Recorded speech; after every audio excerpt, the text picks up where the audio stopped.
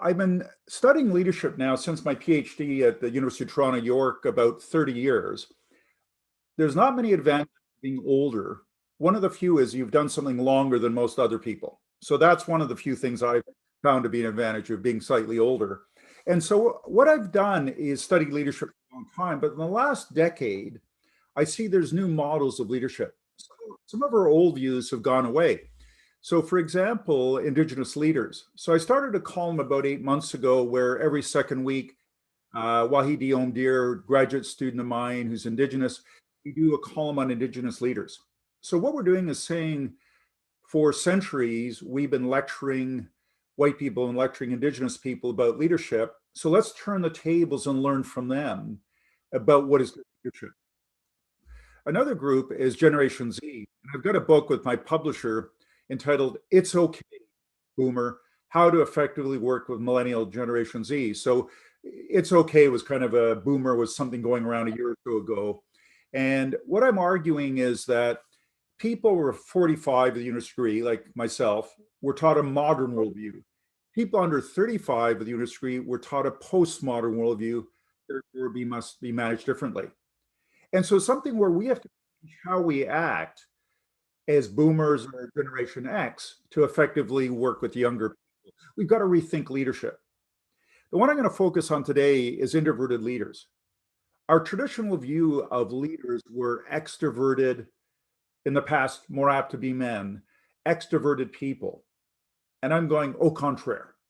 The world's changed, and we really value introverted people more than we did in the past.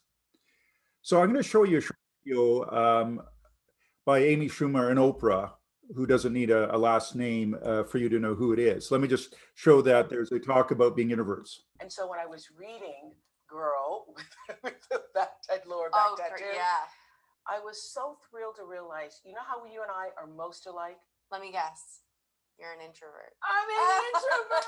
I knew it. Yes, because I would guess that about you. Because really? If you're the only person I've ever said that to that they don't say, "Oh, you're not." Really? Yeah, oh no. But the way you described it in the book, I'm like, that is so me. Yeah. I've been at parties where I have to get up and leave, take and a break. I'm just in the bathroom, recharge. Yeah, recharge. I love the bathroom. Love it. Love to hide in the bathroom. Love to hide in the bathroom. Yeah, people are confused about but how could you get up in front of so many people? It's different, and I think when you're so giving of yourself, right, and you're and everything, you need to take a break. You can't, because you're giving. Yeah, and it's very interesting because Gail, who I know you just interviewed with, I love her, is the best, but she is a true extrovert. Yeah, is she? True extrovert in that she gets it. People, she feeds off it. She feeds, and off we it. get sucked dry. Yeah, you need to be taken out of a party in a stretcher. Yes, I know. We will leave the same party, and she'll say, "Oh my God, that was so much fun," and I'm like, "Oh, no, I need to be quiet. Can we just put music on and be quiet?" Yes, yes. I like long silences. So you saw the video, I hope. So again, it's hard to believe Oprah and Amy Schumer are introverts. It's almost beyond grasp. But it's something where they openly talked about, and it's got to be, it's got to be true, given who they are and what they said. So just very impressive. So let me get back to my slides for a minute, and we'll have some breakout rooms in a moment or in a few minutes, so you get to talk to each other a bit. So when I looked at the literature, well, it got started as I wrote a review of Susan Cain's book, Quiet. I don't know if anybody's seen that book, huge New York seller. I did a review in my Forbes blog 6-7 years ago, and it got over 60,000 views, 20 times normal. It really took off. And so the next night in our CEO class at McGill, Claude Mongeau, who was the CEO of CN at the time, 25,000 people, big train company you'd all know, I asked him, I had never asked anyone before, Claude, are you more of an introvert or extrovert? And he said he was an introvert and went in a quiet way for about 10 minutes about it. The second CEO is an introvert. So in that semester, I had 24 CEOs, and about half were introverts, half were extroverts, which is contrary to what the management literature said. But when I looked at the literature, no one really, it was about people's opinions as opposed to talking to anyone. And almost all the literature was done by psychology professors interviewing undergrads, because they have, like as I do, an endless supply to test. So what I did is say, I want to talk to C-suite executives because they're in their 40s, 50s, and 60s versus when they're 20. So they had quite naturally evolved a great deal over the time. And in the C-suite, that have seen their like CEO, CFO, CMO, EIEIO. Oh, that's old McDonald, but it's something where it's senior executives that have proven themselves time after time to be a leader to make it to the top. So those are what I was looking at. You can see, I'm sure you've read some of the names along here. So Alain Bellemare ran Bombardier, Patrick Piché was CFO of Google, Melanie is in the, Jolie is in the federal cabinet, Kim won gold medals with the women's hockey team and the Olympics and so on. Ken Dryden, I'm sorry, I have to mention Ken Dryden, the Montreal Canadiens, not to rub it in, this is a Vancouver audience somewhat. We're just really excited, but you can rightly point out, Travis, it's been a long, long time for the Montreal Canadiens. So we can't get too excited, but now we're all Canadians. Given that there's one team from Canada, anybody in Canada is supporting them, I'm sure. So this is a research basis talking to more senior people. Now, the central construct of an introvert to an extrovert is that introverts love people, love being with people, but at a certain point, they tip over. When they have too much stimulation, they tip over and they've got to recharge their batteries and take introvert breaks to recharge their batteries. Now, extroverts like stimulation. They look for it and they're energized on it. Extroverts like myself, our brains light up with dopamine when we get stimulation. So we absolutely look for it. Okay. So that's the central thing, is your response to stimulation. Now it's interesting because I read about introvert breaks, and in the literature it talked about introvert breaks, but there was zero on extrovert breaks. So can anybody think of an example? Well, you guys are all muted, so I won't. But when we think about introvert breaks, it's things like going for a walk, it's reading a book, it's listening to Bach. What you're doing is you're reducing the stimulation to recharge your battery so you can go out there and be with people, be involved with things where there's greater stimulation. Okay, so I couldn't find anything on extrovert breaks, and I reflected as an extreme extrovert. Okay, it's a bell curve, right? So I'm an extreme extrovert. Some people are extreme introverts, but most people are a little bit introverted or extroverted. So I'm on the extreme, but most are mildly extroverted or introverted. And we'll talk about how you evolve during life and how you can act like the other. Now, one other thing I should mention is if you have a hammer, everything's a nail. I don't know if you've ever heard that expression. So if we were, I'm down in the basement, but if we were up in the dining room, I'd point to the back where I worked on the fence 2 years ago to repair it. And so I was putting in a screw with a hammer. So an elderly neighbor comes by and he goes, "Carl, that is wrong, almost morally wrong. Because a screw is a better fastening device if you use a screwdriver to screw it in. If you use a hammer, you're missing the screw." So when we think about human beings, they're much more complex. So when you think about human beings, you need a bunch of tools. You need a hammer, metaphorically, you need a screwdriver, you need all sorts of tools to fix a back fence. In the same way, when we look at human beings, we are introverts and extroverts, but it's just one way of looking at us.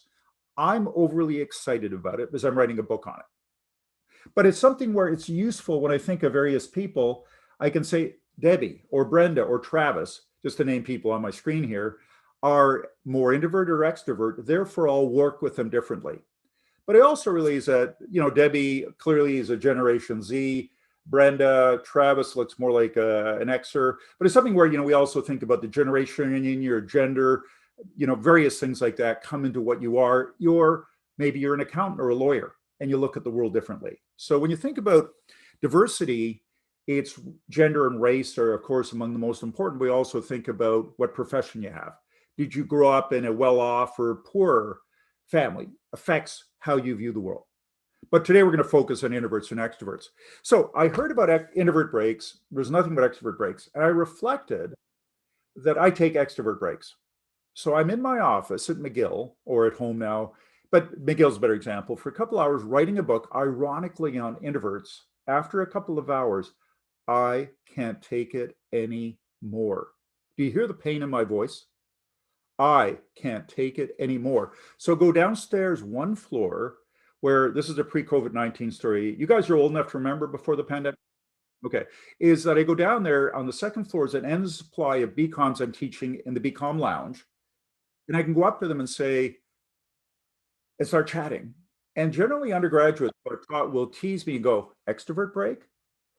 But they enjoy the fact of senior professors chatting, and I re-energize and then go back to my office to be by myself again. When I travel without my wife and kids, I'll generally eat at the bar in a restaurant to talk to total strangers because it's energizing. Now, it's something where, I'm an older man, I have a wedding band on, and when I sit down, I would say, Brenda, I wouldn't know Brenda's name, but I'd go, hi, I'm visiting from Montreal here in New York. My wife and kids couldn't make it on this trip, so I'm kind of bad myself. So I just thought I'd sit at the bar, and I've heard New Yorkers are friendliest people on earth, which you can say in any city in the world, and they always agree that Vancouver is the friendliest place on earth and so on. So it's something where that's human nature. And everybody seems to relax, particularly when they find out I'm a professor. It's amazing. They often talk more slowly, as if I'm well-educated and bright, but I'm not that practical. They go, the bathroom is down to the left. And I go, guys, I'm a PhD, I'm a professor at McGill in Oxford, I'm reasonably smart. But anyway, I've been teased so much about it. So what it is that I take extrovert breaks to recharge, okay? So it's this idea of it's about stimulation and which to respond to. Now, there was research done at Harvard where they looked at 4-month-old babies and the response to stimulation, that is a noisy adult or a toy or something, and then followed them for decades. And they found it was a reasonably good predictor that as a baby, your hardwiring predicted what you would be like as an adult. So to some degree, we're made that way. Okay, so it's something where it's made that way. Okay, now I have a short test for you here. So there's 5 questions, and rank yourself from 5 being very, 1 not at all, and come up with a score from 25, 5 on all 5, to 5, 1s on all 5. So just answer about yourself from very to not at all on these 5, and come up with a number from 5 to 25. So I'll give you a few seconds to do that. I don't know if you can unmute yourself, but Debbie, what's your number? Oh, Andrea St. Pierre, you're jumping around here. Andrea, can you tell us your number, please? I'm 20. 20. So high five, fellow extrovert. Andrea, can you do a high five? Right. And she woohooed. Okay. So that, I think, I made our point. Wayne, what's your number? Also 20. Unbelievable. So this may be a very Travis, help me out here, man. What's your number? Don't be 20, please. I was gonna say it's contingent on the environment. I'm not the same person in every environment, so I don't know. I'm still working on it. Let me think about that one. Okay, that's actually pretty good answer. One last person. 14. Okay, so if you're 20 to 25, fellow extrovert. Woo! Now, if you're 15 to 19.9, you're more of an ambivert, which we'll talk about in a minute, and 5 to about 14, you're an introvert. It's kind of a rough. Now, many of you have probably done a Myers-Briggs or a Big 5 and have been tested many times. So this just gives you a sense for it. Okay. Now, I'm going to go through this, and then I'm going to have you go into breakout rooms and discuss who you are. So introverts tend to like to focus on one thing at a time. Extroverts like multitasking because you have multiple balls in the air. It's more stimulating. Okay. Introverts tend to be more reserved. They tend to want to think, connect the dots before they speak, where extroverts tend to be enthusiastic. We seek the spotlight and we think out loud. So how I come up with ideas, I'll go see Andrea down in her office and I'll talk for 15 minutes and I'll have 10 ideas. 8 are dumb. I'm not embarrassed. 1 is all right. 1 is great. At the end of it, I'll go, Andrea, that was really helpful. And Andrea will dryly reply, Carl, I didn't say a word. And there'll be some truth to it. We'll both laugh because it was true enough that mainly I needed an audience to think. Introverts prefer writing because they want to think it through in their minds. I talk aloud.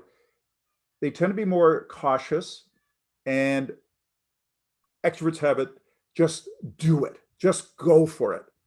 So when I go to a restaurant with my introverted wife and son and daughter, now we're in Quebec, so they have long conversations with a server in French, which I understand, but it takes a bit more work for me to concentrate. And I just order. I look at the menu, go steak, salmon. If I'm in BC, salmon, like just no question about it. So I make quick decisions. And I've learned not to say, this is marital advice to your spouse, it's just food, you'll be hungry in the morning is not helpful. Does that make sense? Like you just go, okay, just like I've learned to shut up and just be calm. Now, last one is they prefer to avoid conflict, introverts, where I don't mind conflict to a certain degree because it's stimulating. Okay. Now, I would like you to go to your chat rooms. We're going to send you about 5 minutes, and you're going to talk to random people about which are you and why do you say that. So this is just to get you to talk to each other about I'm an introvert or extrovert and provide a little bit of evidence. Why do you say that? Okay, so if you'd be so kind, Nicola or whoever's doing it, to send people off to the rooms. It'll be 4 or 5 minutes. So it gives you, each person a moment or two to chat. So Timothy, what did you guys talk about, Sexton? I think we all self-identified as introverts in our room. Oh, okay, really? Yeah, it was very, very unusual. There were 2 people that didn't show their videos even. Okay. No, it's interesting because as an extrovert teacher, I've been teaching on Zoom, and lots of classes, very few people brought their camera on, but I like the feedback from it. Mm-hmm. So, Timothy, are you from the South? Yeah, I'm from Australia. Yeah, well, we'll talk about culture in a few minutes. Where do you live now? I live in Vancouver. Okay, well, we'll draw on you a bit later on. So, anyone have something they want to share from the conversation they had? This is the audience. I'll share, Carl. Yeah, in our group, we had 4 people. Unfortunately, Terry was a little bit late to the party and wasn't able to get in on the conversation before our room ended. But yeah, we all 3 of us sort of were scored in this ambivert category, which was sort of new to me because I've always scored high on extroversion, but I'm actually always felt a little bit more in between the 2. So that was interesting. Well, that is a absolutely perfect segue for my next slide. If I could be, may I be that bold? So, well, I'm going to either. So what we have here is to introduce maybe a new word to some of you anyway, is that there's the term ambivert.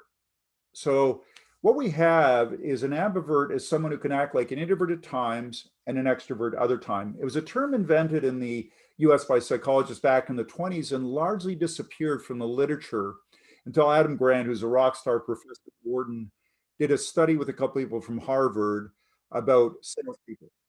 And they use the term ambivert, but largely, I'm one of the few people using it. So it's my word of the year. So I'm just delighted to share it with you. Now, 2 key dimensions. We've talked about stimulation. So introverts prefer calm. Extroverts are absolutely looking for excitement and action because it rewards our brains. The dopamine levels go up and we're happier. So during the pandemic, I go for extrovert walks to just talk to neighbors and get stimulation. I would go and teach at McGill in a classroom on Zoom because I'd be downtown and it was quieter, but I run into people I know. I needed that stimulation. Okay. Now, what we have on the bottom is decision making, where introverts are more deliberate. They want to connect the dots. They want to do their research, where extroverts are more drawn to action because it's stimulating. We like it. But there's a downside, there's an upside to both, but there's also a downside. For introverts and deliberation, you have paralysis by analysis. Have you ever heard that expression? Where just some people just get on with it, make a decision. Where I'm too apt to make a decision and get into trouble, Introverts are more apt to put things off and not make a decision and not go forward. So I gave a talk at the Harvard Business School just before the pandemic, because what they do at HBS for the MBA is 800 cases, 2 years of cases, where the professor comes in and calls on Mark, and Mark opens, and then the rest of us, after about 10 minutes of Mark laying out the case and what they should do, our job is to jump in over the next 80 minutes and point out where Mark's wrong in a nice way, because we like Mark, you know? So it's something where that's what you have to do. The problem with introverts is they have great ideas. They just won't put their hand up. Now, as an extrovert, an extreme extrovert, I will raise my hand, not sure what I'm going to say. But I've given talks to thousands of people pre-pandemic in person and said, there's 3 things you must know about ambiverts, and I only know 2. But I'll get up there in front of thousands of people. There are 3 things you should know. And if I can't think of one, which I generally can, what I'll do is go, you guys are smart. And I've never had an audience disagree with the assessment, they're smart. I said, in your groups of 3, discuss what should my 3rd point be in today's world. And then Mark will call me over and go, Carl, you didn't have a point. And I'll say, no, we'll both laugh at the sheer chutzpah of the extreme extrovert. So it's something where I'll go out on thin ice, and that will get me into trouble too. So there's strengths and weaknesses. So in a meeting where introverts working for me, and I love the diversity of introverts working for me, and I've worked for introverts. So let's say William's an introvert. I won't call on him at the beginning, but later on in a meeting, I'll look at William, and I'm going to just look at him, and I'm saying, William, are you ready to speak? And he'll go. And if he says yes, I'll say, William, what do you think? And we'll listen with respect, but William does not speak lightly. Does that make sense? He will have connected the dots during the rest of the conversation. On the other hand, an expert like me, you can just call me to talk about anything as we walk into the meeting, and it'll be amusing and entertaining and silly, but it'll move things forward. But you don't need to ask me, because I'll go like a dog. I'm ready to go. Like, I'm not going to just nod slightly like William might. So now, the title of my book is We're All Ambiverts Now.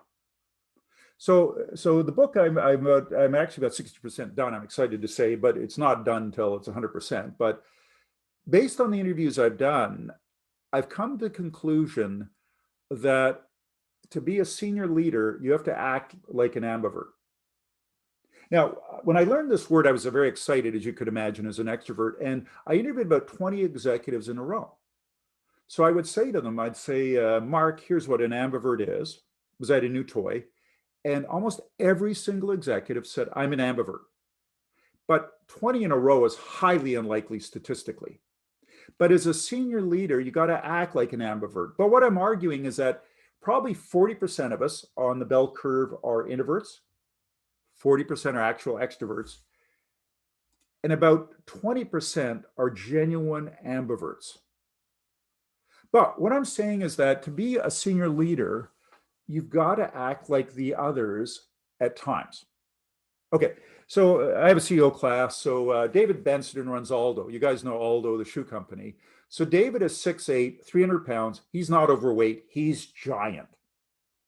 So he goes to a meeting in his conference room where he's talking strategy and says 6 or 7 people there that are going to be discussing strategy. David already knows what he knows. He wants to know what Chris knows, what Tracy knows, what Andrea knows, so that he can learn and evolve the strategy. But if he comes in, typical extrovert, and lays out what he's thinking, because he likes doing that, it will shut down all ideas, right, as CEO. Because you go, oh, David, that's why you're CEO. I love your ideas. That's overreacting, but that's human nature. What David does as very much an extrovert is go, Andrea, what are you thinking about our new strategy coming out of the pandemic? And you'll talk, and then Tracy will talk, and William, and Chris, and Mark, and so on. And the strategy will evolve in David's mind and in the conversation, where Happy thought, David's a CEO, he'll decide at the end. But he's learned to put his extroversion away and act introverted like a great listener. Why? Because we'll get to a better strategy. Does that make sense? When you got to put away your extroversion?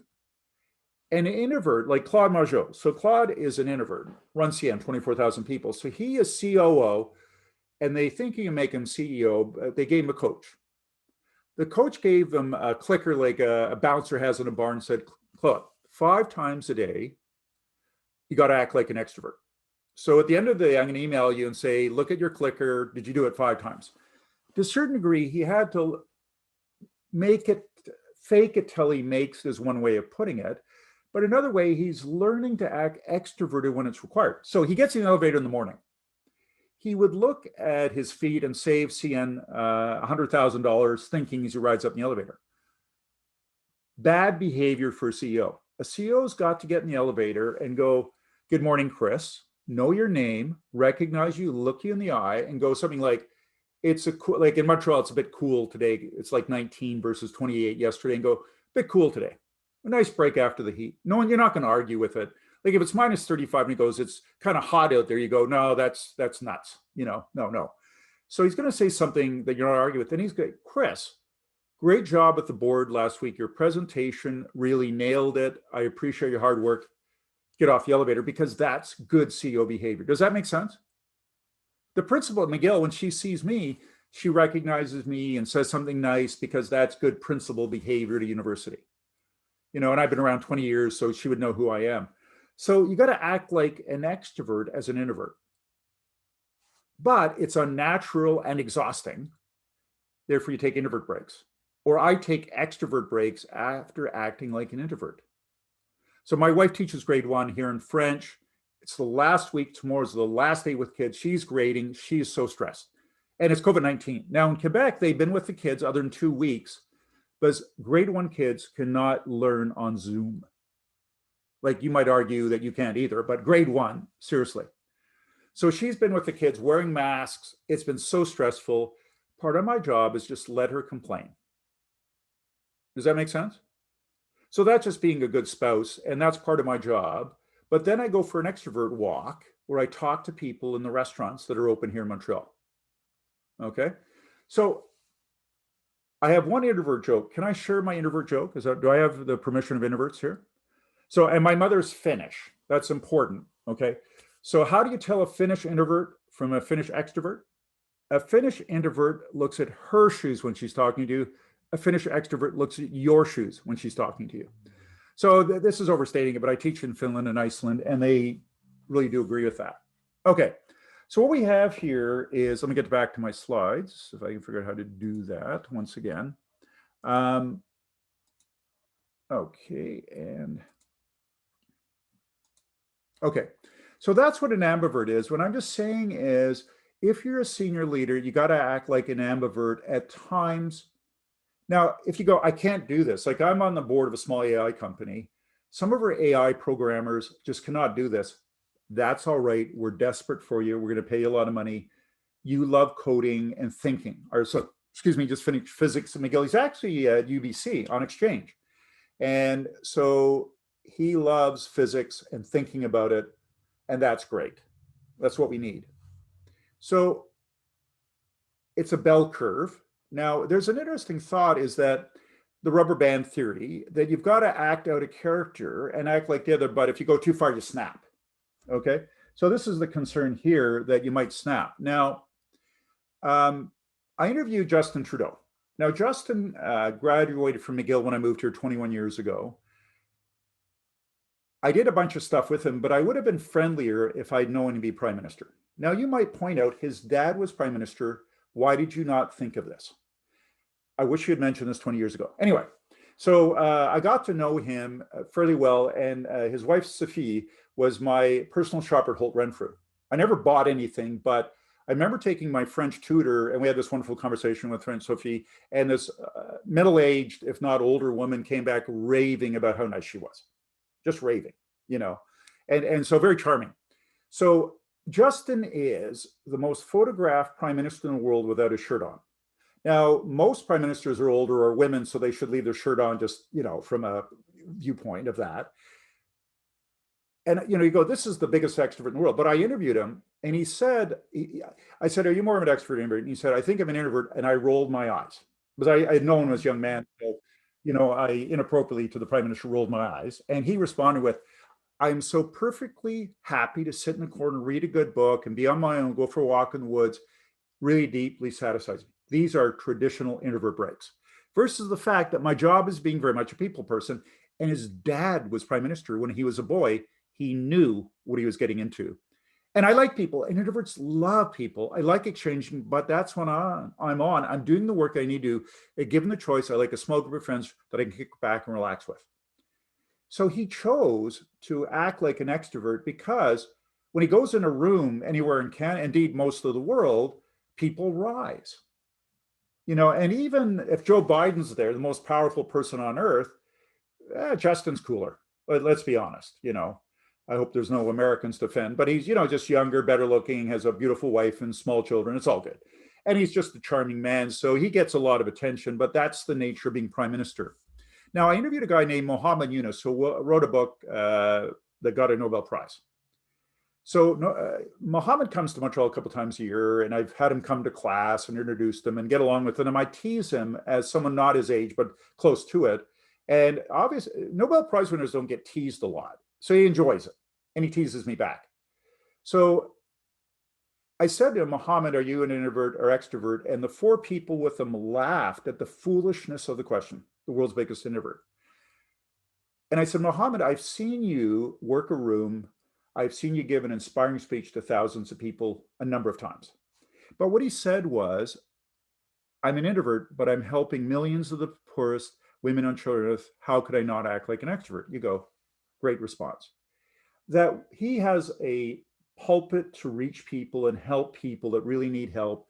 He's got to play that part. Okay. So that's kind of the thing. What you see is that these leaders are people who say, I'll act like the other because it's the right response or the role I'm in.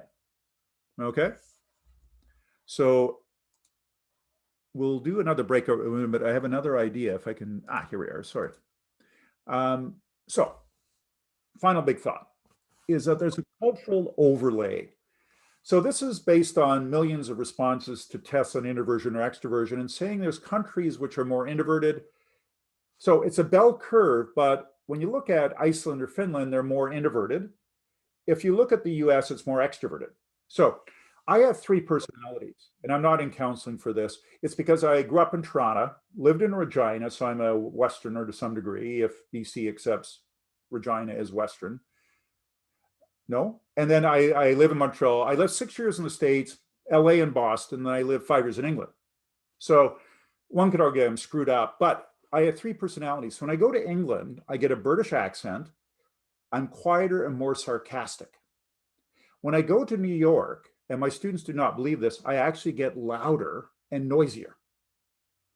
Now, LA is a different place altogether.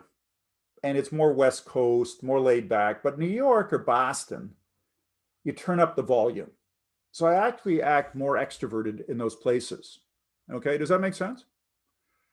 So many of you, and there's an Australian here, as I recall, that is the worst Australian accent in the world, I agree.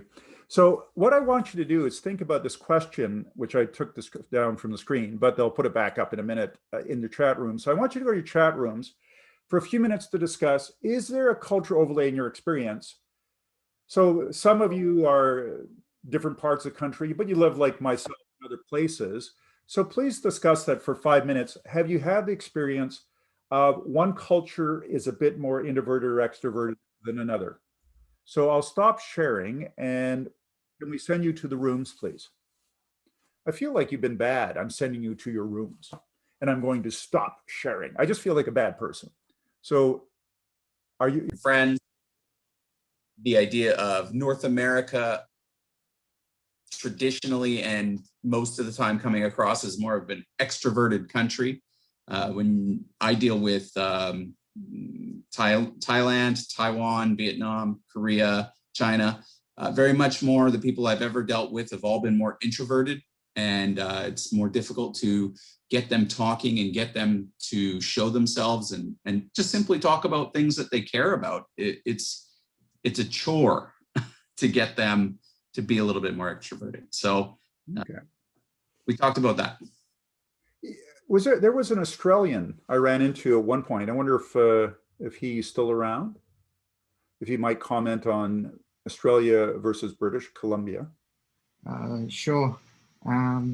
Yeah, so my experience was when I moved to Vancouver, I found, it was very hard to connect with people. And I came from a regional part of Australia where, I thought I was an introvert, and when people would talk to you, you'd say hello, but you'd feel a little bit awkward. When I got here, I found that you'd make eye contact with people and they would look away. So I found that society here was a little bit harder to connect with people, and that made me probably a little bit more introverted since I've arrived here. And I have been here for 10 years, mind you. All right. So do your family say you have a Canadian accent now, Timothy? Yeah. It's unbelievable. I got that when I moved to the States, but when I came back, but Americans said I had a Canadian accent, so I was unloved, and like both gave me a hard time. Yeah, I can't even get a local discount at the market. So other observations about culture that anybody would like to share? I was going to say one word that came up in our group was the word comfort. It's so that if it's a group of people or a culture where you feel comfortable, then there's more of a freedom to be extroverted. Whereas if you feel if there's a language barrier or if there's a cultural barrier, then you might feel more nervous to get out of yourself and express yourself. Okay, that's fair enough. Well, we have about 10 minutes left. So any questions that you want to, or anything you want to discuss, comments you want to make, anything? I'll come and do a summary slide. Let me do the summary slide just so that I can make sure. I think Kaina had a question, Carl. She had her hand up a minute ago. Oh yeah, sorry, my name is Kina. So sorry, Kina. That's okay. No, it's okay. It's a hard to pronounce name. No, I just wanted to say, because I come from a Southeast Asian background, right? So it's like I feel like people who grew up more in Asian countries just kind of tend to be a bit more reserved. And then like as a UBC student, you kind of observe, like how we have different cultural groups and organizations, and people in those groups, they tend to be like very similar in terms of personality. It's like, I think it's like a psychology phenomenon of like group think or group share, right? Yeah. So yeah. I think like cultural impact does make a difference. So. No, for sure. I took students to Tokyo, Bangkok, and Hong Kong the year before last. I do a trip called the Hot Seas World Tour, and we go all over the world. We've been to Asia 6 times, South America, South Africa, Russia, and so on. And my theory, Miguel has an MBA in Tokyo, so I've been there 6 times, is that there's kind of, in Japan, they're a bit more introverted, where in Thailand, a bit more extroverted as a culture, but there's very introverted Americans like Susan Cain, who lives in New York, is American, and is introverted.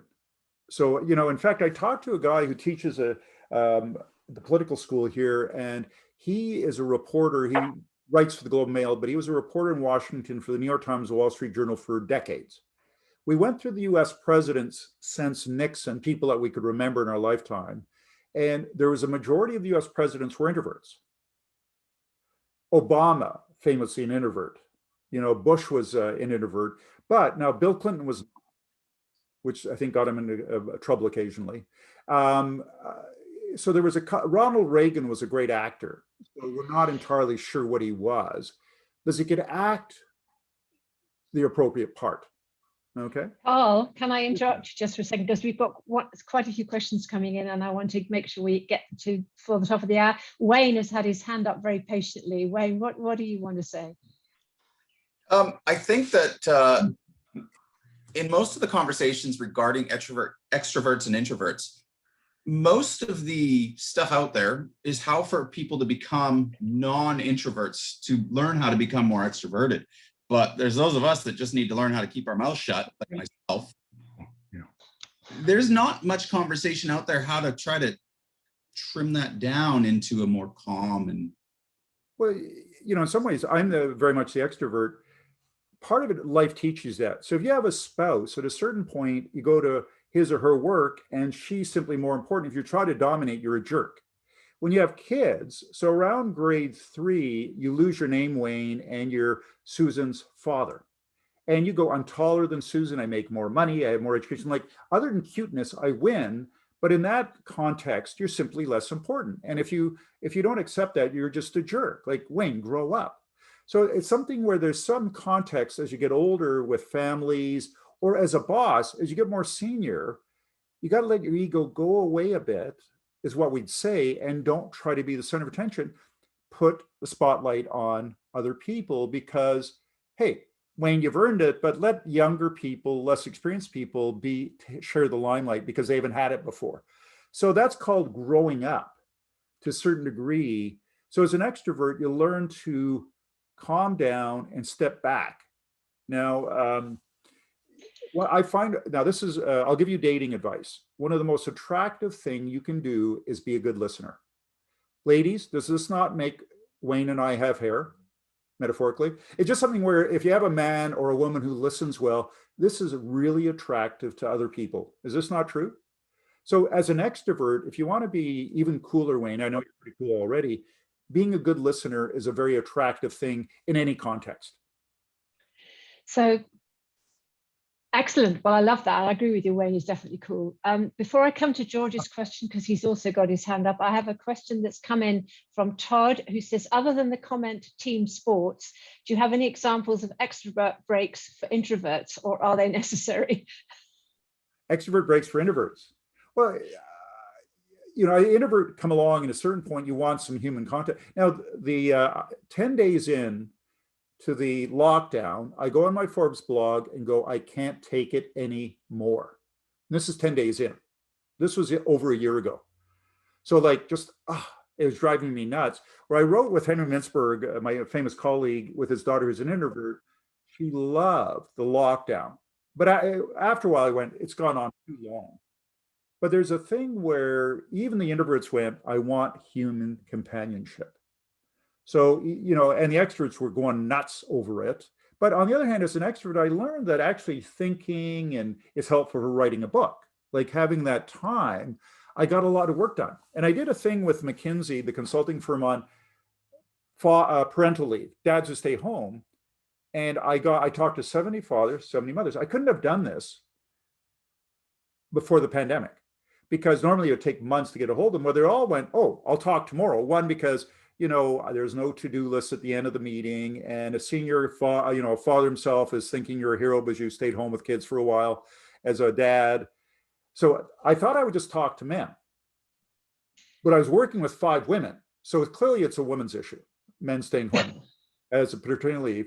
And the first dad, at the end of it, I asked him, how much of the domestic work you do now? And he said something. I heard a woman laugh. And it was it wasn't his daughter who's like 1 or his mother. It was a young woman. It's his wife. So she comes around on the video, puts his arms around him, whispers in ear something like, we'll make out tonight, but you don't do the dishes every night. Like just something where his wife totally called him out. So I said, oh, can I talk to your wife? So I interviewed 70 women, 70 men. And it was great because it was during the pandemic. But I am so sick and tired of Zoom. Like, I guess I shouldn't say that on a Zoom call, should I? No. But also we're running out of time, and I really do want to get to George's question. Okay. So can you very quickly ask a question, George, and Carl, can you very quickly answer it? I just want to do one quick summary slide. Oh, my takeaways. I put a lot of work into this, Nicola. So one is introverts love you. So partly is, I think there's a famous song about Made That Way, Lady Gaga. To a certain degree, I'm an extrovert, c'est la vie. I'm supposed to speak French in public. Andrea, did I do all right? And it's something where what I'm doing is just saying, you guys are great. You were made that way. Secondly, you can just relax. Third is, but be an adult and be an ambivert. So grow up and act like the other on occasion, because that's what life and certainly leadership calls for you.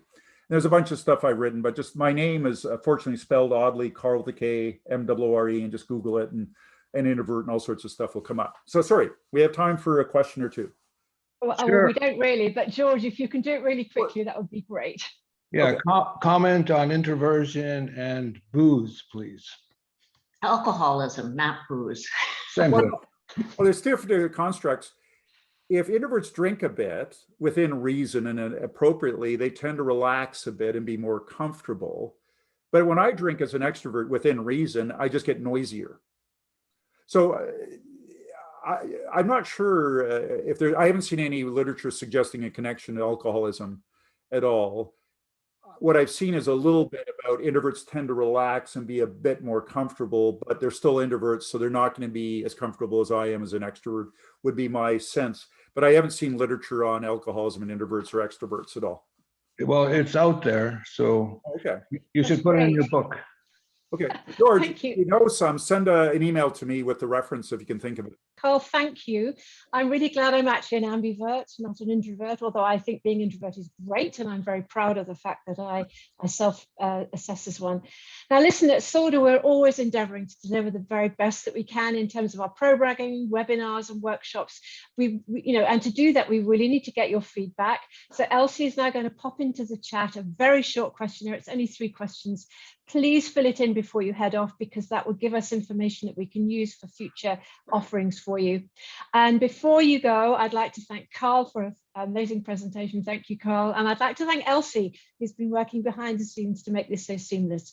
And I will say thank you again for your time today. We hope you enjoyed it, and we really look forward to seeing you again. And please don't forget to fill in the questionnaire that's come into the chat.